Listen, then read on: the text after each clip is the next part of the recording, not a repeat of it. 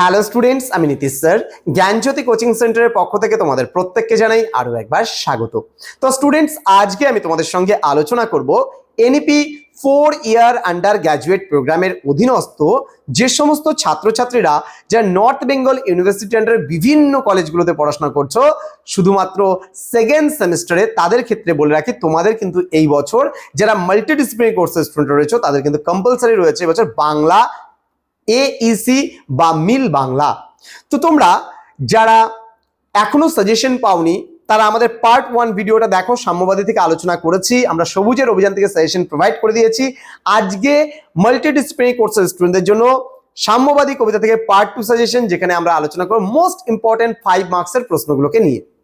ক্লাসটি বিস্তারিত আলোচনা করব, ধৈর্য ধরে শেষ অবধি অবশ্যই দেখবে, না হলে কিন্তু স্কিপ করে গেলে কিন্তু কোনো একটা প্রশ্ন তোমাদের পরীক্ষায় যেটা আসবে সেটাই স্কিপ করে গেলে তাহলে কিন্তু জানতে পারবে না।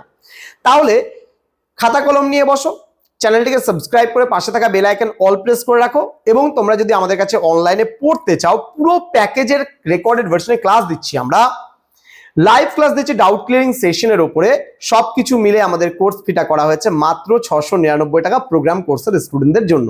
চলো শুরু করব প্রথম প্রশ্ন দিয়ে। প্রথম প্রশ্ন, সাম্যবাদী কবিতার মূল বক্তব্য বিশ্লেষণ করো এবং বর্তমান সমাজে এর প্রাসঙ্গিকতা আলোচনা করো।